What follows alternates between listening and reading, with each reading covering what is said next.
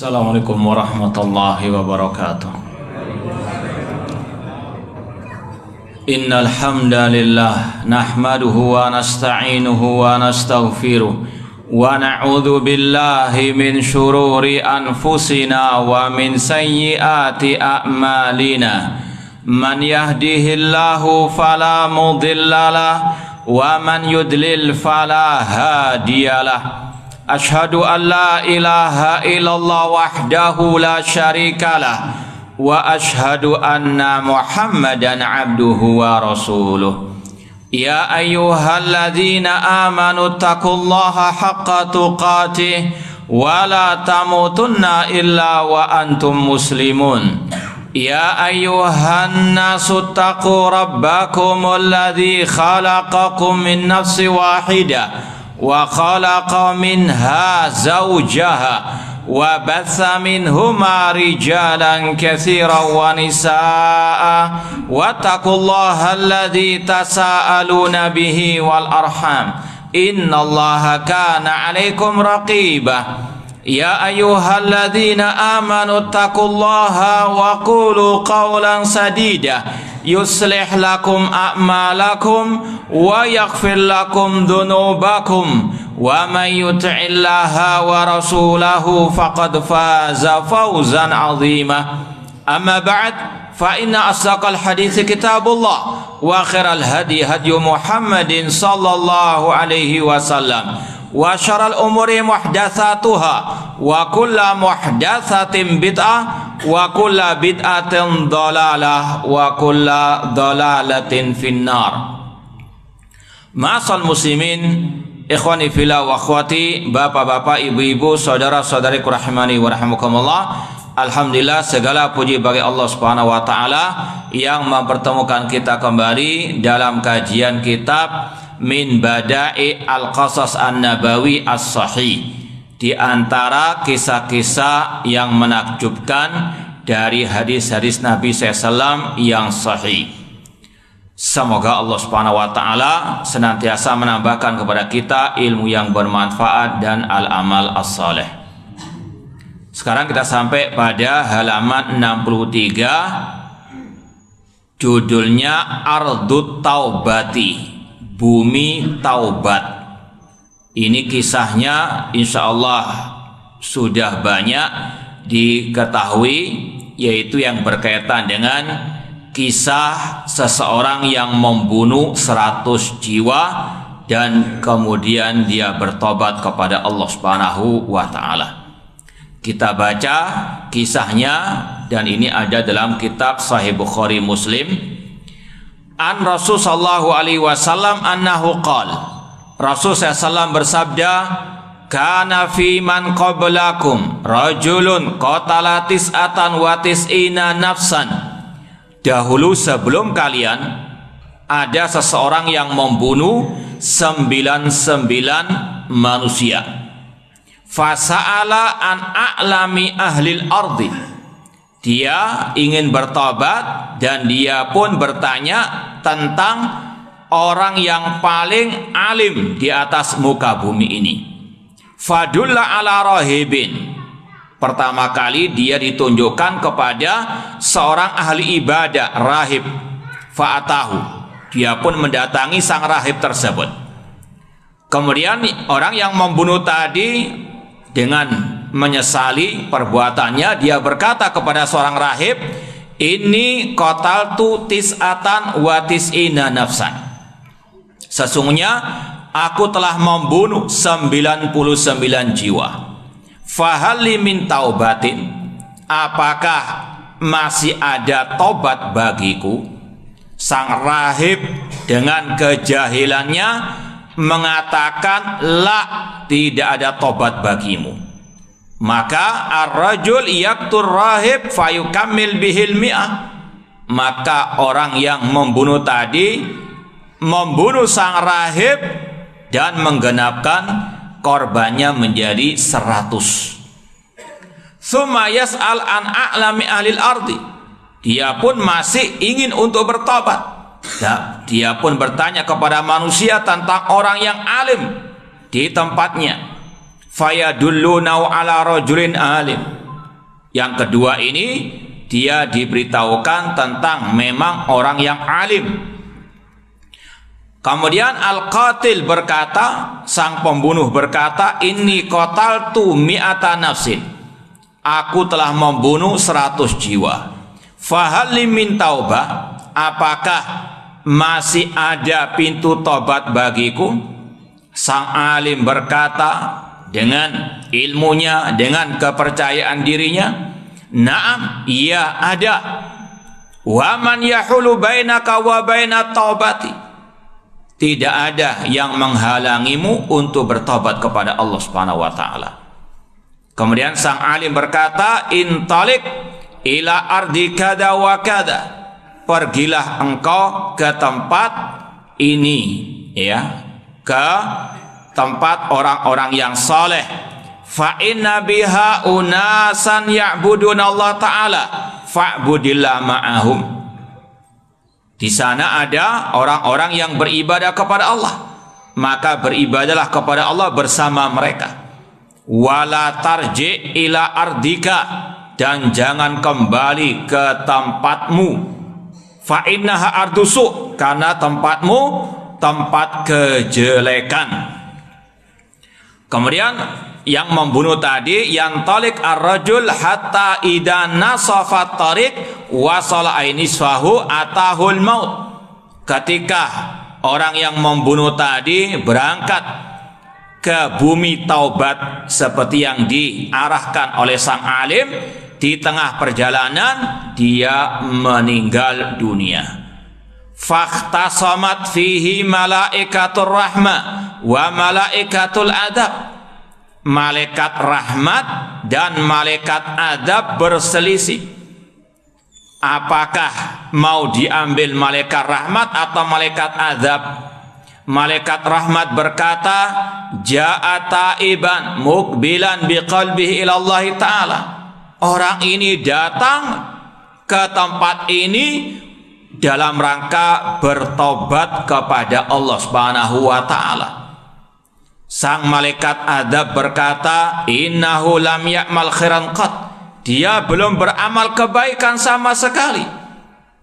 Ya'tihim malakun fi suratin adamiyyin, Allah mengutus malaikat yang ketiga yang menjelma menjadi seorang manusia. Faja'aluhu bainahum, maka malaikat yang ketiga ini sebagai penengah, ya, di antara malaikat maut, malaikat rahmat dan malaikat al-azab. Malaikat yang ketiga ini berkata, kisu ma bainal aradain, ukurlah dua tempat, ya, antara dia pergi dan tempat tujuannya. Fa ila ayatihi maka na adna fahuwa lahu, mana yang lebih dekat dengan orang itu, maka itulah yang menjadi ukurannya, patokannya. Al malaikatu taqisu ma bainal aradain, malaikat pun mengukur antara tempat dia berangkat dan tempat yang dia tuju. Fatajidu taib aqrab ilal ardil lati arada bi shibrin, dan ketika diukur didapati sang pembunuh yang meninggal dunia tadi lebih dekat kepada tempat orang-orang yang soleh yang dia akan bertobat di sana, lebih dekat meskipun hanya sejengkal saja. Fatakbiduhu malaikatur rahmah, maka roh ataupun yang membunuh tadi yang meninggal dibawa oleh malaikat rahmat. Ya, sekali lagi ini kisahnya dalam Sahih Bukhari dan Sahih Muslim. Kita baca fawaid, pelajaran-pelajaran yang berharga dari hadis ini. Kata Syekh Muhammad bin Jamil Zain rahimahullah ta'ala, qala Allah ta'ala, Allah berfirman, qul ya ibadiyalladzina asrafu ala anfusihim la taqanatu min rahmatillah innallaha yaghfirudz dzunuba jami'ah innahu huwal ghafurur rahim. Katakan wahai Nabi Muhammad, ya ibadi, wahai hamba-hambaku, yang berlumuran dengan dosa, jangan pernah putus asa dari rahmat Allah. Sesungguhnya Allah mengampuni semua dosa, dan Dia Allah Maha Pengampun lagi Maha Penyayang. Kata Syekh Al-Mudhnib, la yai'as min rahmatillah. Orang yang berbuat dosa sebanyak apapun yang dia perbuat, jangan pernah putus asa dari rahmat Allah. Ini adalah keyakinan seorang muslim. Ya, tidak ada seorang manusia yang luput dari kesalahan. Rasul mengatakan kullu bani Adam khata'. Setiap anak manusia pasti berbuat kesalahan. Wa akhir khata'ina at-tawwabun, dan sebaik-baik yang berbuat kesalahan yang bertobat kepada Allah Subhanahu wa taala. Tidak ada yang maksum dari kesalahan, dari dosa dan noda. Orang yang bertakwa bukan orang yang maksum dari kesalahan. Allah sampaikan dalam surat Ali Imran ayat 133 atau 134, Allah mengatakan tentang ciri orang yang bertakwa, alladzina idza fa'alu fahishatan aw dhalamu anfusahum dzakarullah wastaghfaru lidzunubihim. Dan orang-orang yang bertakwa apabila mereka berbuat kekejian, mendolimi diri mereka, mereka ingat kepada Allah dan mereka beristighfar, bertobat kepada Allah, dan mereka tahu tidak ada yang bisa mengampun dosa kecuali Allah Subhanahu wa taala, dan mereka pun tidak meneruskan perbuatan dosa mereka sedangkan mereka mengetahui.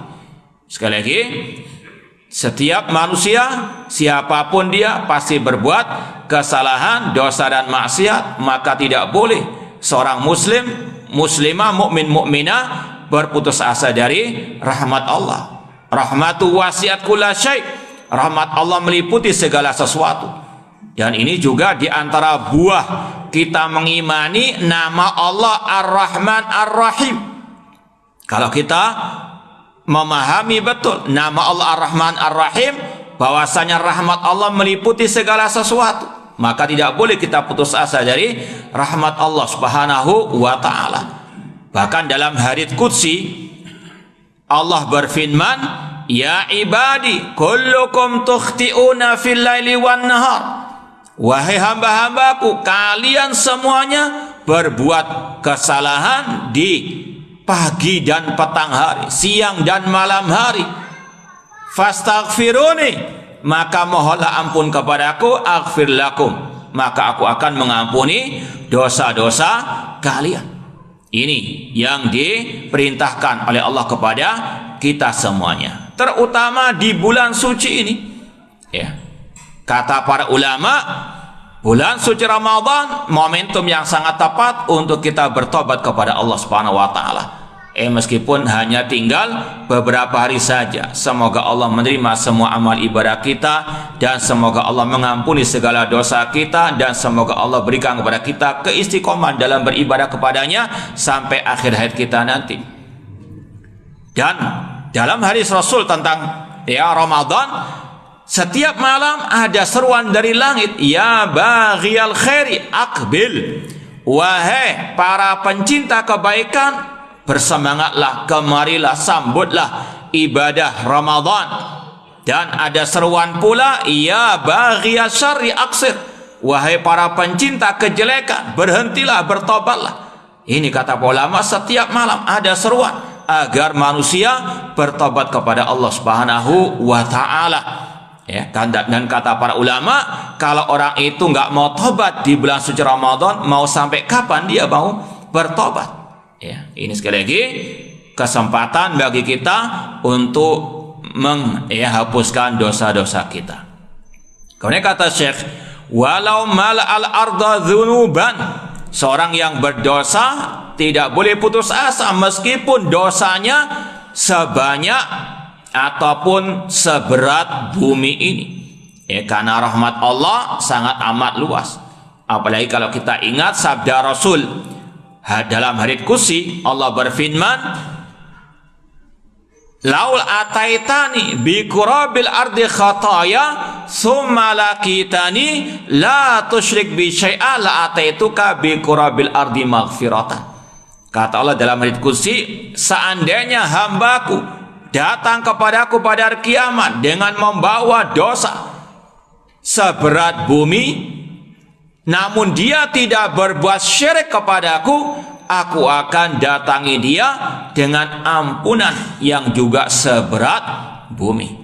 Syaratnya kata Allah, tidak berbuat syirik, tidak menyekutukan Allah dalam ibadah. Karena Allah berfirman, innallaha la yaghfiru an yushraka bihi wa yaghfiru ma duna dzalika liman yasha.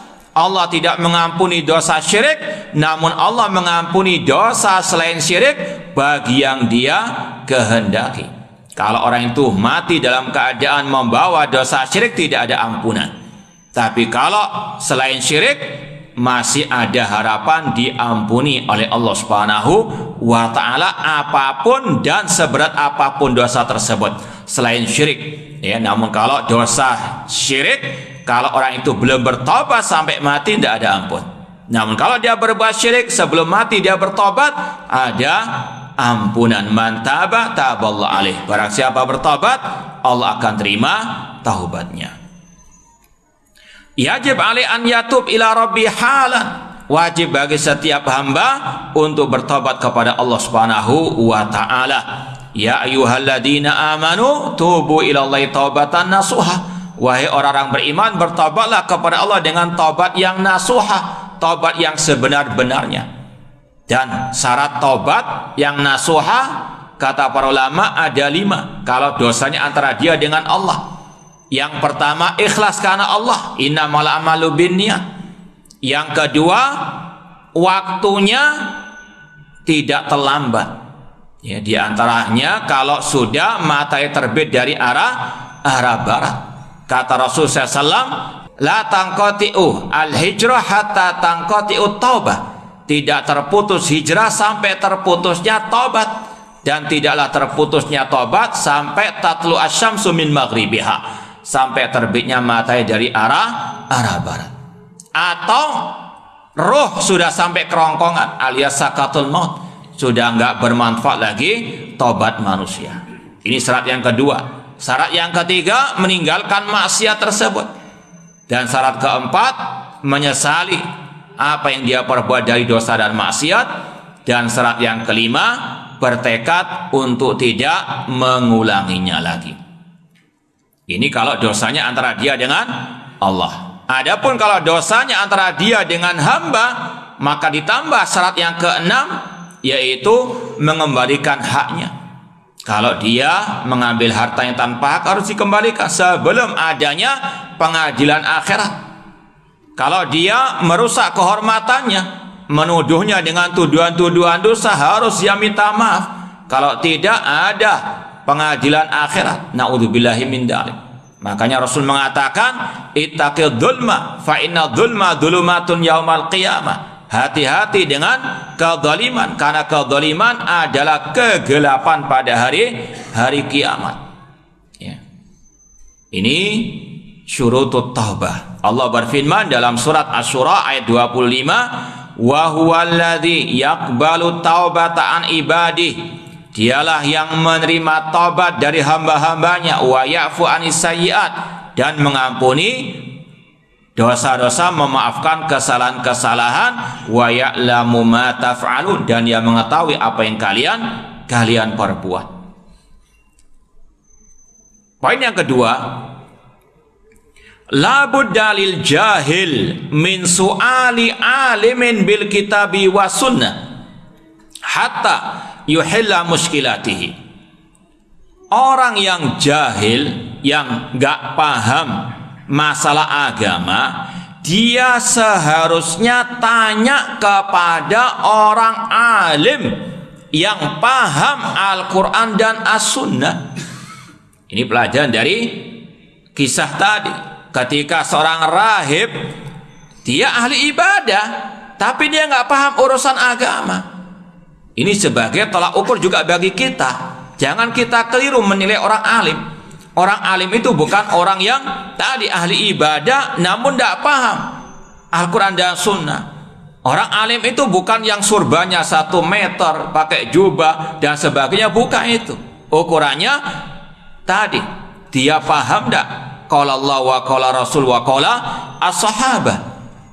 Maka sekali lagi, kalau kita salah bertanya kepada tadi orang yang tidak paham urusan agama, berbahaya. Dan ini yang Rasul telah tegaskan dalam Sahih Bukhari, innallaha la yantazil ilma intiza. Allah enggak mencabut ilmu agama ini secara tiba-tiba, secara langsung. Walakin yantazil ilma biqabdil ulama. Namun Allah mencabut ilmu agama ini dengan mewafatkan para ulama. Hatta idalam yubki aliman ittakhadhan nasur usan juhala. Ketika para ulama sudah banyak meninggal dunia, manusia banyak menjadikan orang-orang jahil sebagai rujukan agama mereka, ustadz mereka. Fasu'ilu, ketika ditanya, fa'aftau bighairi ilmin, mereka berfatwa menjawab tanpa ilmu, asbun saja. Maka apa akibatnya? Dhallu wa adhallu, mereka sesat dan menyesatkan. Antum jangan punya prinsip kalau dia salah kan dosanya untuk dia. Enggak, Anda juga salah, Anda juga sesat nantinya. Rasul mengatakan dhallu wa adhallu, maka harus selektif. Makanya Allah mengatakan fas'alu ahla dzikri in kuntum la ta'lamun. Bertanyalah kepada ahli dzikri. Ahli dzikri adalah ahli ilmu yang paham Al-Quran dan Sunnah dengan pemahaman para salafus saleh. Jika kalian tidak tahu, kata para ulama tafsir, maka mafhumul mukhalafah, kalau orang itu jahil nggak boleh ditanya. Maka sesat menyesatkan. Kita diperintahkan oleh Allah bertanya kepada ahli ilmu. Seperti dalam masalah kesehatan saja, urusan dunia, kita harus tanya kepada ahlinya. Jangan tanya urusan kesehatan kepada orang yang ahli bengkel. Bukan dikasih obat, dikasih baut nanti. Ini hati-hati. Kalau urusan dunia saja kita selektif, harus tanya kepada ahlinya, apalagi urusan agama.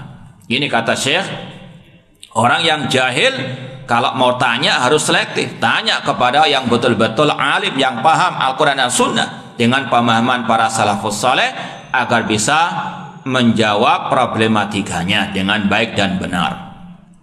Yang ketiga, kata Syekh, la yajuzu lil abid an yuftiyan nasa idza kana jahilan. Tidak boleh bagi orang yang ahli ibadah untuk berfatwa, menjawab pertanyaan manusia tentang urusan agama jika dia jahil. Kata para ulama rahimallah, imra'an arafa qadra nafsihi. Allah merahmati seseorang yang dia tahu dirinya, maka harus sering istilahnya ngaca, bercermin. Kalau gak paham, katakan kata para ulama, Allahu a'lam, la adri. Kata para ulama, la adri nisful ilmi. Kata-kata saya tidak tahu itu separuh urusan agama.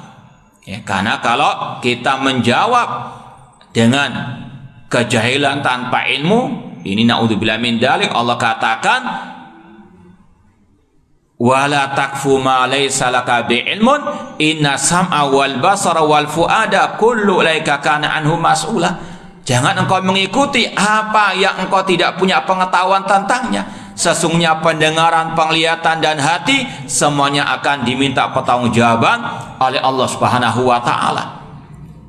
Demikian pula kata para ulama, berkata tentang agama Allah tanpa ilmu ini merupakan langkah asyaitan. Allah mengatakan wala tattabi'u khutuwatis syaitan. Jangan kalian mengikuti langkah-langkah setan.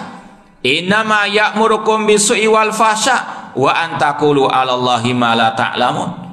Sesungguhnya setan menyeru kepada kekejian, kejelekan, dan setan menyeru kepada untuk kalian berkata tentang agama Allah tanpa al-ilmu. Ini sangat berbahaya.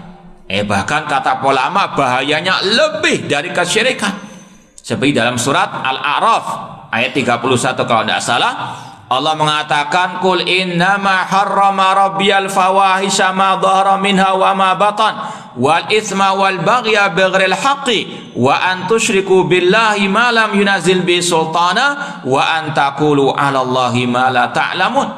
Katakan wahai Nabi Muhammad, sesungguhnya Rabbku Allah Subhanahu wa taala mengharamkan atas kalian kekejian yang nampak maupun yang tersembunyi, dosa dan melampaui batas tanpa hak, dan engkau berbuat syirik kepada Allah yang tidak Allah turunkan keterangan padanya. Dan yang paling atas dari bentuk dosa, kata Allah, wa antakulu 'alallahi ma la ta'lamun, dan engkau berkata tentang Allah, tentang agama Allah tanpa al-ilmu. Ini sangat amat berbahaya. Maka hati-hati. Makanya Imam Bukhari berkata, al-ilmu qoblal qawli wal amal. Ilmu sebelum kita berucap, sebelum kita beramal. Dan ini juga sama dengan tulisan di medsos misalnya. Hati-hati, jangan asal nulis, jangan asal komentar. Timbang dengan qala Allah wa qala Rasul. Kalau tidak, naudzubillah min dzalik, dosanya ini sangat luar biasa. Kalau kita misalnya tadi menulis di medsos, kemudian itu sesat, itu menyimpang dari aturan sunnah, diikuti oleh banyak orang, kita menanggung juga dosanya. Maka kata Syekh di sini, walau tazayya bizil ulama, kata Syekh, tidak boleh tadi orang yang ahli ibadah berfatwa kepada manusia, menjawab pertanyaan manusia tentang urusan agama kalau dia jahil, meskipun dia pakai seragam ulama, kayaknya tampangnya casingnya casing ulama, tadi jubahan mungkin, sorbanan, tampaknya kayak Masya Allah, kayak Imam Syafi'i mungkin namun apa? Jahil murakkab, jahil kuadrat, naudzubillahi min dzalik. Maka itu casing ini bukan apa? Ukuran. Sekali lagi harus betul-betul selektif, sebagaimana kata Muhammad bin Sirin dari kalangan ulama tabi'in dalam Sahih Muslim, dalam muqaddimah Sahih Muslim, beliau mengatakan, inna hadal ilma dinun fanzur amman ta'khuduna dinakum. Ilmu agama ini adalah agama itu sendiri, maka selektiflah dalam menimba ilmu agama tersebut, karena ini urusannya apa? Dunia akhirat. Kalau kita salah, yang dosa bukan hanya yang berfatwa, kita juga salah karena melanggar perintah Allah. Kita diperintahkan untuk bertanya, belajar kepada ahli ilmi, bukan kepada orang yang jahil. Kemudian kata beliau, walau tazayya bizil ulama, meskipun punya apa? Casing ulama, atau mungkin punya gelar akademik yang setumpuk, luar biasa, profesor, doktor, apa lagi. Tapi kalau jahil dalam urusan agama, karena gelar akademik tidak menjamin masalah apa? Keilmuan. Makanya para ulama seperti Syekh Abdul Aziz bin Baz rahimahullah banyak mencela orang-orang yang mungkin gelarnya doktor dan sebagainya, namun jahil masalah ilmu akidah. Sekali lagi, ukurannya ahli ilmu wal ilmu, bukan sekedar gelar ataupun retorika atau follower yang banyak, namun ahli ilmu. Nah, kemudian kata beliau, fa inna dararahu aksar min naf'ihi. Orang jahil yang berfatwa tanpa ilmu, meskipun dia ahli ibadah, berpenampilan seperti penampilan ulama, ini madaratnya lebih banyak daripada manfaatnya. Wa qad ya'udu bil wabali alai kama fi hadil qissah. Kalau orang itu jahil dan lancang berfatwa, maka akibatnya atas dirinya juga, menjadi bumerang atas dirinya. Seperti tadi, ketika sang rahim nggak tahu diri, ditanya apakah aku masih ada kesempatan bertobat, kata sang ahli ibadah yang jahil tadi, nggak ada tobat, sekalian apa dibunuh. Naudzubillah min dzalik. Hati-hati. Ini masih urusan dunia, dia dibunuh, di akhirat masih ada lagi pertanggungjawaban. Kata Rasulullah SAW, man da'a ila dhalala kana alaihi wizruha wa wizru man amila biha. Barang siapa yang menyeru kepada kesesatan, baginya dosanya dan dosa orang yang mengikutinya. Kalau ada istilahnya amal jariah, pahala yang mengalir terus, ini juga ada dosa yang terus mengalir. Kenapa? Dia menyuruh kepada kejahilannya, kepada kesesatannya. Hati-hati. Kemudian kata beliau, walau kana hadzal rahib aliman lama sadda baba tauba ala man sa'alahu. Seandainya rahib tadi dia paham ilmu agama yang benar, maka dia tidak akan menutup pintu tobat bagi orang yang bertanya kepadanya atau konsultasi kepadanya. Walama arada nafsahu lil qatl, dan dia tidak akan terbunuh. Ya, sekali lagi, akibat fatal dari berfatwa tanpa al-ilmu. Dan ini juga mengingatkan kita kepada kisah seseorang yang pernah ditanya oleh seseorang yang dia sedang terluka, lalu dia junub, ya. Dia bertanya apakah boleh dia tayamum atau dia harus mandi besar, sedangkan keadaannya dalam keadaan terluka. Ketika ditanya seperti itu, orang jahil tersebut mengatakan harus dengan mandi besar. Dan yang bertanya pun ikut fatwanya mandi besar. Apa yang terjadi? Dia pun meninggal dunia. Maka apa kata Rasul? Qatalu, mereka yang berfatwa itu yang membunuhnya. Naudzubillah min dzalik. Maka demikian pula kata para ulama sekarang, ketika ada tokoh-tokoh kelompok pergerakan yang mereka menyuruh orang jihad padahal tidak sesuai dengan syurut jihad yang sebenarnya, ketika banyak yang terbunuh, mereka yang bertanggung jawab. Ya, seperti kisah di Suriah dan seterusnya, banyak orang-orang yang menyuruh berangkat, mereka sendiri nggak berangkat. Berapa ribu yang melayang. Ini sekali lagi hati-hati. Mereka banyak mengorbankan para pemuda kaum muslimin. Maka Rasul pun mendoakan mereka, qatalahumullah. Mereka membunuhnya. Maka semoga Allah memerangi mereka. Didoakan jelek oleh Rasulullah SAW orang yang berfatwa tanpa ilmu. Qatalahumullah. Poin yang keempat, al-alim huwaladzi yaftahu linnasi babat taubah. Orang alim dialah yang membuka pintu tobat bagi manusia. Diseru untuk bertobat, ya, dengan tobatan an-nasuha.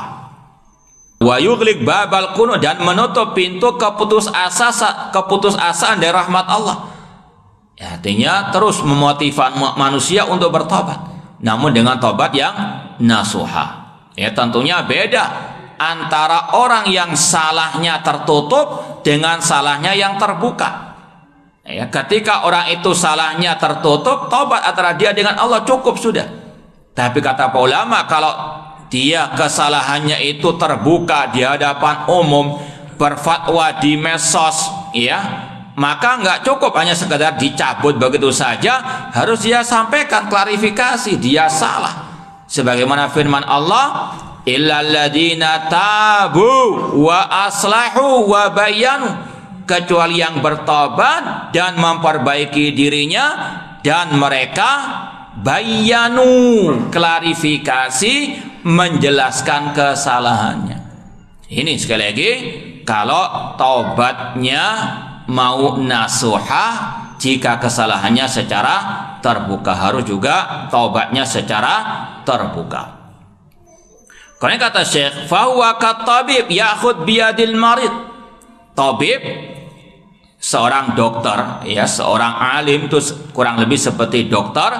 Dia berusaha untuk mengobati orang yang sakit dengan sebaik-baiknya. Jangan sampai, memang meskipun ada juga dokter yang terkadang sudah nggak mungkin sembuh, sudahlah pulang aja. Naudzubillah min dzalik. Berusaha diobati semaksimal mungkin. Jangan sampai orang yang sakit itu dibuat putus asa, ya. Dikasih semangat untuk sembuh. Demikian pula dengan yang bermaksiat, dikasih motivasi untuk bertobat, ya, bukan malah ditutup pintu at-taubah.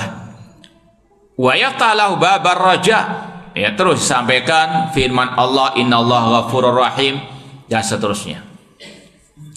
Poin yang kelima, alal mudhnib idza arada taubatan shadiqah an yahjur ashabahu alladzina ishtaraka ma'hu fidz dzam.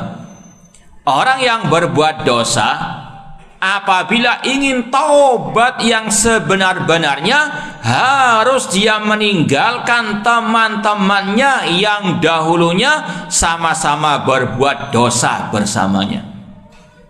Ini sekali lagi salah satu kiat untuk bisa tobat nasuha, bisa istiqomah. Makanya dari awal seseorang harus selektif dalam mencari teman dekat, sahabat karib. Tidak sembarangan. Ya, karena kata orang Arab as-sahib sahib. Sahabat, teman dekat itu sahib, bisa menarik kepada kejelekan atau kebaikan. Antum mungkin ingat kisah Abu Thalib. Siapa itu? Pamannya Rasul. Dia mati dalam keadaan muslim atau musyrik? Musyrik. Padahal di akhir hayatnya Rasul masih mendakwainya. Ya ammi kul kalimatan uhajulaka biha indallah. Wahai pamanku, katakan, ucapkan kalimat la ilaha illallah, aku akan membelamu di sisi Allah. Namun dia tidak mau mengucapkannya. Kenapa? Di antaranya karena bisikan teman-temannya. Abu Lahab CS ketika Rasul mendakwai la ilaha illallah, teman-temannya mengatakan atarhabu an millati Abdul Muttalib, apakah engkau tidak suka dengan ajaran nenek moyangmu, yaitu ajaran syirik? Maka dia pun ikut ajaran teman-temannya yang jelek tersebut, mati dalam keadaan musyrik. Naudzubillah min dzalik. Ini bahaya teman yang jahat, yang jelek, apalagi jelek akidahnya, jelek ibadahnya. Naudzubillahi min dzalik. Maka ini akibatnya Abu Thalib mati dalam keadaan musyrik karena teman-teman, pengaruh teman-temannya tersebut. Maka sekali lagi, kalau kita mau kebaikan, tinggalkan teman-teman yang jelek, teman-teman yang menyesatkan, dan mendekat kepada orang-orang yang baik, terutama dalam masalah akidah, manhaj dan ibadahnya. Wa an yahjur al amakin allati yartaduha lil ma'siyah, dan wajib baginya kalau mau tobat yang shadiqah, hijrah dari tempatnya yang jelek tersebut. Sebagaimana pembunuh tadi disuruh untuk menjauh dari tempat tinggalnya. Jangan saya mengatakan ini kan tempat kelahiran saya, harus saya mati di sini. Naudzubillah min dzalik. Ini sekali lagi harus betul-betul dikuatkan mental untuk hijrah dari tempat yang jelek. Makanya istilahnya para ulama, hijrah itu ada banyak macamnya. Ada hijratul makan, hijrah tempat, dari tempat kekafiran ke tempat yang Islam, atau dari tempat negeri yang jelek penuh maksiat ke tempat yang penuh dengan ketaatan. Ini hijratul al-makan, hijrah tempat. Ada lagi hijratul amil, menjauh dari orang-orang yang jelek akidahnya, jelek manhajnya, yang jelek ibadahnya, dan seterusnya. Kemudian ada pula hijratul amal, menjauh dari amal-amal kejelekan. Poin yang keenam, ala taib an yurafiq as-salihin liya'tada fi'la ta'at. Orang yang mau bertobat dengan tobatan nasuha harus dia mendekat orang-orang yang soleh, kepada orang yang soleh, untuk tertular perbuatan ketaatannya. Seperti tadi, as-sahib sahib, sahabat dekat, teman dekat, itu bisa menarik, mempengaruhi kebaikan yang ada pada dirinya. Wa tarki sayiat, Rasul SAW bersabda, almar'u ala dini khalilihi. Rasul mengatakan seseorang tergantung agama sahabat karibnya, teman dekatnya. Falyanzur ahadukum man yukhalil, maka perhatikanlah salah seorang di antara kalian siapa teman dekatnya. Kita tegaskan di sini teman dekat sahabat karib. Adapun teman biasa, sekadar ketemu, assalamualaikum, waalaikumsalam, sudah tidak ada masalah. Bukan kita artinya menutup diri dari orang-orang, tidak, cuma harus selektif. Ya, kalau memang orangnya jelek, teman itu jelek, ya sekedar assalamualaikum salam, jangan sampai naudzubillah min dzalik pergi keluar bersama dan sebagainya terus menerus sama dia, tidak. Ya. Namun kalau teman yang baik, ini yang kita lengket dengannya. Adapun sekali lagi teman biasa, ketemu assalamualaikum salam sekedar ya begitu saja, tidak ada masalah. Ya meskipun dia mungkin ahli maksiat dan seterusnya, ini sekedar ya lalu lewat begitu sajalah. Ya, namun yang ditegaskan di sini Rasul mengatakan falyandur ahadukum man yukhalil. Al khalil ini bukan sekedar teman, namun teman dekat, sahabat karib. Harus betul-betul selektif. Yang ketujuh, at-tahakum ila alimin bil kitabi wa sunnah masyru'un indal ikhtisam. Bertahkim, ya kalau ada perselisihan, rujuk kepada orang yang alim terhadap Al-Quran dan Sunnah. Kalau ada perselisihan, misalnya antum punya perselisihan dengan teman, itu datang kepada orang alim untuk apa? Diputuskan mana yang hak, mana yang batil. Ini disyariatkan dalam Islam. Ya, bukan malah lari, bukan malah jadi pengecut, naudzubillahi min dzalik. Ini kalau ada perselisihan, berhukum kepada orang yang alim kepada Al-Quran dan Sunnah. Yang kedelapan, la tahtakir mudniban mahma fa'al. Jangan pernah merendahkan orang yang berbuat dosa. Ya, mahma fa'al, apapun yang dia perbuat. Ya, ini kalau mungkin kita bahas harus dibedakan dosa maksiat dengan dosa kebid'ahan. Ya, seperti yang sering kita contohkan. Kalau dia pelaku maksiat, sebagaimana kata Sufyan Ats-Tsauri, al bid'atu ahabbu ila iblis minal maksiyah. Bid'ah itu lebih dicintai oleh iblis daripada maksiat. Al maksiat yutabu minha. Orang yang berbuat dosa dalam hati kecilnya, dia mengaku salah, dia ingin bertobat, maka jangan direndahkan, dikasih semangat untuk bertobat.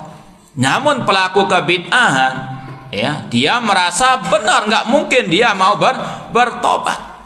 Ya, makanya bedakan antara maling ayam kalau tertangkap atau begal pencuri dengan teroris. Kalau pelaku maksiat seperti pencurian tadi, dia mohon maaf kalau ditangkap. Tapi coba kalau teroris ditangkap, malah bangga dia jihad di jalan Allah. Ini bahayanya apa? Dosa kebid'ahan, jika dibandingkan dengan dosa semuanya dosa, semuanya jelek. Namun yang lebih jelek tadi, perbuatan kebid'ahan, penyimpangan, kegagalan pahaman dalam urusan agama. Makalah tahtakin mudniban, jangan merendahkan orang yang berbuat dosa maksiat di sini. Li'annaka la tadri bima yukhtam lahu, karena engkau tidak tahu apa akhir hayatnya nanti, apakah husnul khotimah, sul khotimah. Jangankan orang lain, kita sendiri tidak tahu apakah kita dalam keadaan husnul khotimah, sul khotimah ketika meninggal dunia. Semoga Allah Subhanahu wa taala mengakhiri hidup kita dengan husnul khotimah, dan semoga Allah menjauhkan kita dari suul khotimah. Ini innamal a'malu bil khawatim. Kata Rasul, seseorang itu amalannya diukur di akhir hayatnya.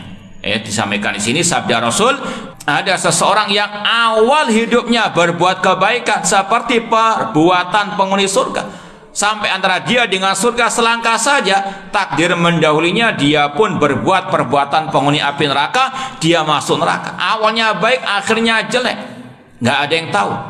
Maka sekali lagi harus betul-betul mohon kepada Allah, ya muqallibal qulub tsabbit qulubana ala din, ya musarrifal qulub sarrif qulubana ala taatik. Ini sekali lagi yang harus dijadikan pelajaran bagi kita semuanya. Innamal a'malu bil khawatim, sesungguhnya amalan tergantung pada akhirnya. Dan sekarang ini juga contohnya akhir Ramadan. Ini salah satu tolak ukur apakah baik atau tidak awal Ramadan kita. Diukur dia akhirnya. Kalau akhir Ramadan ini sudah enggak baik, naudzubillah min dzalik. Ini menunjukkan dalam tanda kutip suul khotimah, naudzubillah min dzalik. Maka harus kita pertahankan sampai akhir Ramadan. Karena Rasul awal Ramadan semangat, pertengahannya semangat, di akhirnya lebih semangat, bukan malah luntur, bukan malah malah bersemangat. Ya, dan sekali lagi bulan suci Ramadan akan meninggalkan kita, namun sekali lagi ibadah kepada Allah ini tidak akan berhenti sampai akhirat kita. Wa'bud rabbaka hatta ya'tiyakal yakin. Beribadalah kepada Rabbmu sampai datangnya keyakinan alias kematian. Semoga Allah Subhanahu wa taala memberikan kepada kita keistiqomahan dalam beribadah kepadanya dengan ikhlas dan ittiba, dan semoga Allah menerima semua amal ibadah kita, dan semoga Allah mengumpulkan kita di surganya kelak.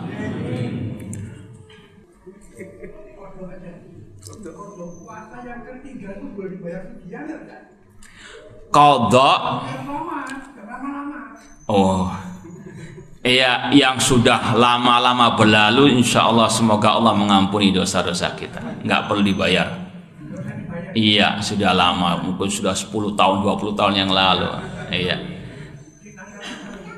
Ya wallahu a'lam. Nah, ada lagi yang mau ditanyakan sebelum kita tutup? Ya, kalau enggak, iya silakan Pak.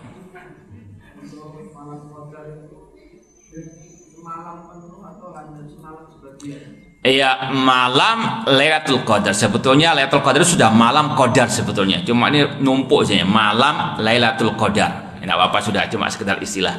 Namanya malam kalau secara umumnya malam dari kapan? Dari tenggelamnya matahari sampai fajar, subuh istilahnya.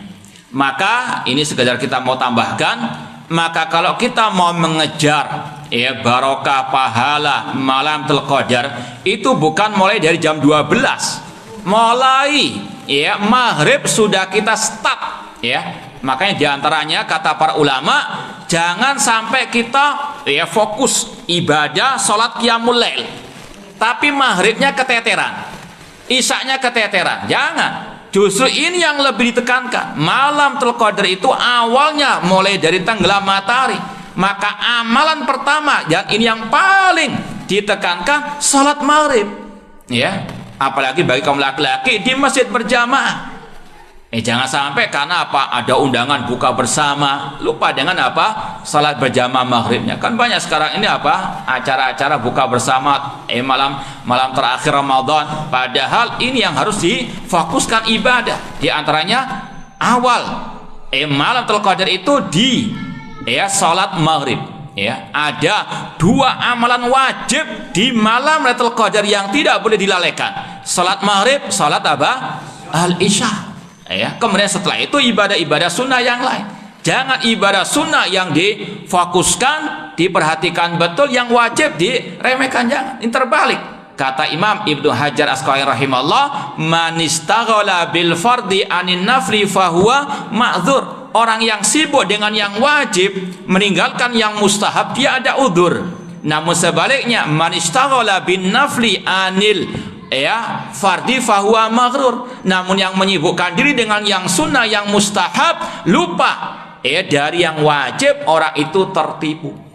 Seperti misalnya sholat malam luar biasa jam 12 start sampai subuhnya jam 7. Nah, ini maghrur. Maka sekali lagi harus kita punya skala prioritas, terutama masih ada kesempatan insyaallah malam 25, malam 27, malam 29 bagi yang ngejar yang witir-witir saja. Ini malam 25, malam 27, malam 29 ada kesempatan masih untuk kita mengejar keberkahan malam Lailatul Qadar. Semoga Allah Subhanahu wa taala mempertemukan kita dengan malam Lailatul Qadar dalam keadaan imanan wa ihtisaban. Ya, cukup insyaallah karena wajah-wajah letih sholat malam tadi sudah terlihat. Mohon maaf kalau agak panjang.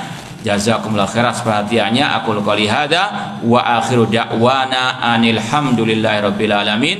Wassalamualaikum warahmatullahi wabarakatuh.